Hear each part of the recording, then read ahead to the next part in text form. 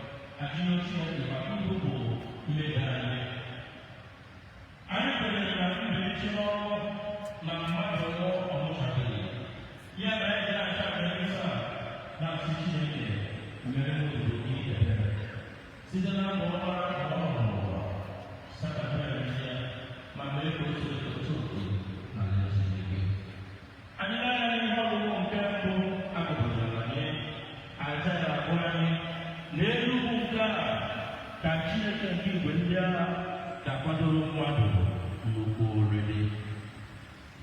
Why is it on the mountain that God is preparing this great banquet? Ọ pụtara na ọ nwere Chukwu na-achọghị ka ha soro oriri a. N'ihi na it's only those who are physically fit that will climb the mountain. The blind, the crippled, the sick cannot climb the mountain. Onye isi, onye mkpọrọ, onye anaghị ahụ ezi oke, ọ bụladị onye nwere ọrịa n'isi afọ, ọ gaghị ahụ ego. Onye izere ebe ọbụla, so that people have to climb the mountain. Anyị lere anya mmadụ na-aga n'ugbo, it is free as yet to climb the mountain. What is it that God began this mountain, this great mountain of the mountain? John that took the Passia, he only had the one in the room. But in Psalm 24, verse 3 to 6, in another river, who shall climb the mountain of the Lord? Upon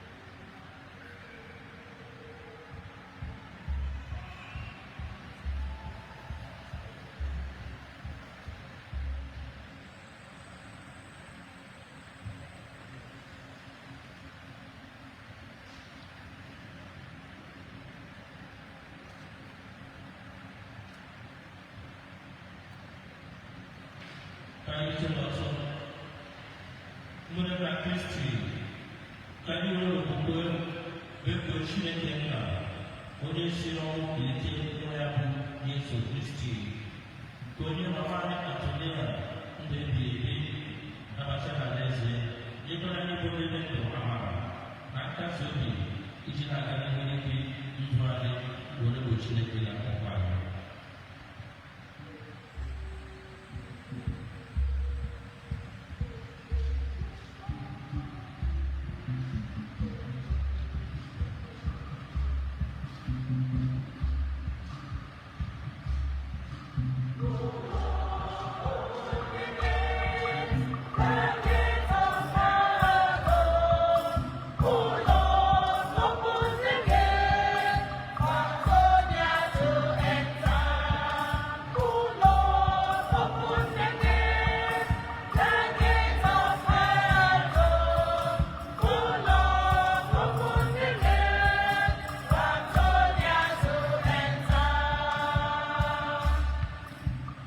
maka nwanne anyị bụ Ezinne Antonia Nwaokocha ebe ọ natara ama nke nri Chukwu ka o soro gbanata ụgwọ dịrị ya n'uju na aṅụrị nke ndụ ebere n'ihu Chineke. Anyị arịọ gị biko iwe n'anya.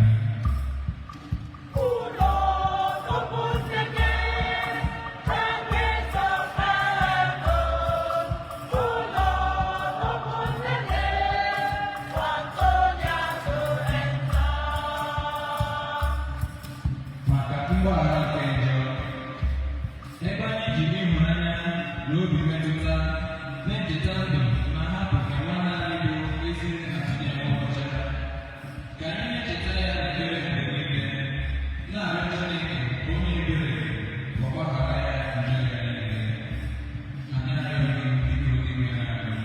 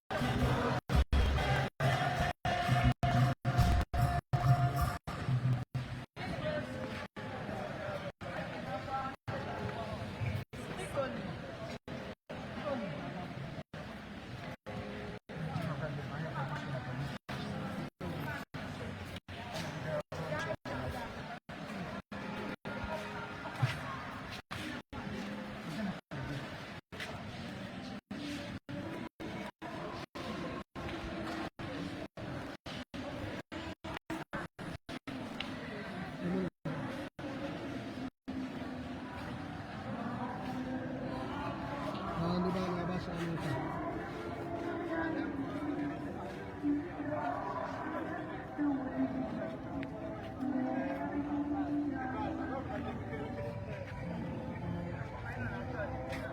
the name of the Father, and of the Son, and of the Holy Spirit. Amen. The angel of the Lord declared unto Mary, and she conceived of the Holy Spirit. Hail Mary, full of grace, the Lord is with you. Blessed are you amongst women, and blessed the fruit of thy womb, Jesus. Holy Mary, Mother of God, pray for us sinners, now and at the hour of our death. Behold the handmaid of the Lord. Hail Mary, full of grace, the Lord is with you. Blessed are you amongst women, and blessed the fruit of thy womb, Jesus. Holy Mary, Mother of God, pray for us sinners, now and at the hour of our death. And the word was made flesh, and dwelt among us. Hail Mary, full of grace, the Lord is with you. Blessed are you amongst women, and blessed the fruit of thy womb, Jesus. Holy Mary, Mother of God, pray for us sinners, now and at the hour of our death. Pray for us, O Holy Mother of God, that we may be made worthy of the promises of Christ. Let us pray. Our Lord, who beseech you, O Lord, thy grace unto our heart, that we, through the revelation of thy passion, was known by the message of thy angel, and by his passion at cross, we brought to the glory of his resurrection, through the same Christ our Lord. Amen. Glory be to the Father, and to the Son, and to the Holy Spirit. As it was in the beginning, is now, and ever shall be, world without end. Glory be to the Father, and to the Son, and to the Holy Spirit. As it was in the beginning, is now, and ever shall be, world without end. Glory be to the Father, and to the Son, and to the Holy Spirit. As it was in the beginning, is now, and ever shall be, world without end. The Lord be with you. And with your spirit. Almighty God bless you, the Father, the Son, and the Holy Spirit. Amen. Peace be with you. And with your spirit.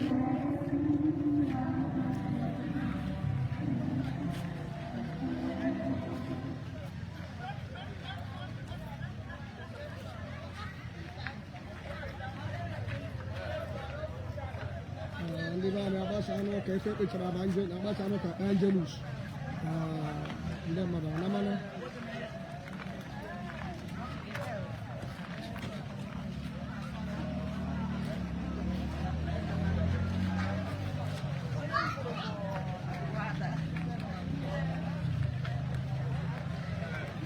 Okay.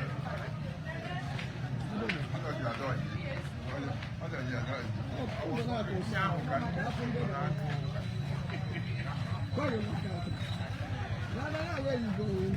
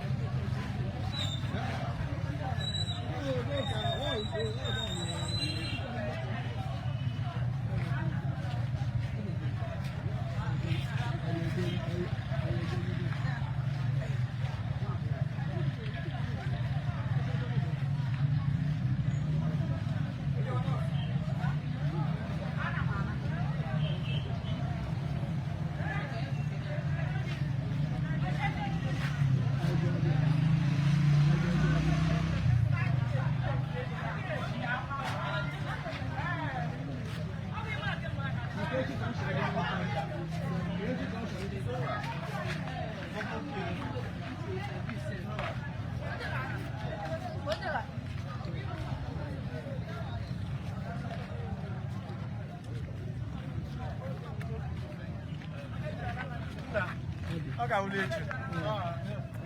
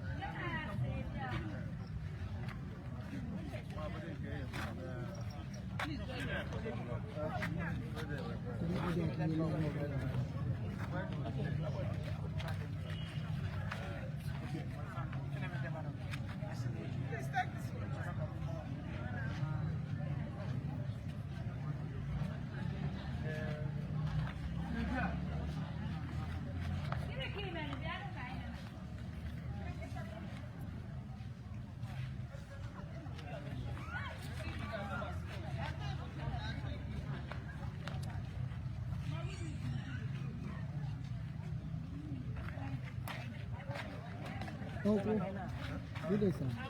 You go, I'm going to be bright for one. Okay, tomorrow.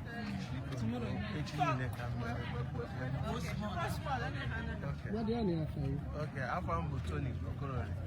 Then I'm going to, how you need to, Mama and Antonia. Mama and Antonia, my elder sister. I'll go, young Abba, and young monkeys, and Samuel. Yeah, go to the new dream. I'm a national idea. I didn't know so much, and Aubrey, a very cheerful and loving sister. All natural joke, one and only. Opening meta, or bookish woman. I'm at the nature noya. Dika oge mụ na-apụ last. I know because ibe m dị n'ibe ibe a. Anyị bịa nke na ọ na-anọ anyị si n'ibe m eje n'ibe a, si n'ibe m eje n'ibe a. But oge ọ bịara, m bịara the last one. Ike adịghịkwa ya. So o wee shi m na o nwere nza ahụ emega. But the very last day nchọrọ ịna ọ shi m ọ bụ na anyị afụ na wọd m were kwa nke ochie nshi ọdịnala ya o nwere ntịntị drama o mere anyị nọrọ na ibe a na-akpa nkata ọchị nka iji ibe m anyị ji ibe m anyị nọkwa 2 minutes or 3 minutes ọchị nka ibe ibe a anyị bụ ibe anyị mere ya almost 4 times or 5 times amadị nnọọ ebutu ikpeazụ anyị ikpeazụ mma ọ nọ na-agwa m because I was to go the next day madị nna anyị ikpeazụ nwere ike ịfụ o nwere okwu nkesa obi nwere ike inye ya na onye yi na ụmụ nwereta na ụmụ niile na ndị Buta na ụmụ achịchị niile na ndị Buta niile maka na anyị na-anya efekwa na ọ mama ọra ka ọ bụ bie mama fada okwu nkasi obi m mere gwa onye ọbụla ka onye ọbụla emulate her lifestyle and not only that she's a calm woman and we should take it that it's God's fate for her to live by this time. So onye ọbụla dị na onye fe mere onye ọbụla ọ kpụ ụzọ onye ọbụla so ka anyị were anga eche n'ọchukwu chukwu. Thank you.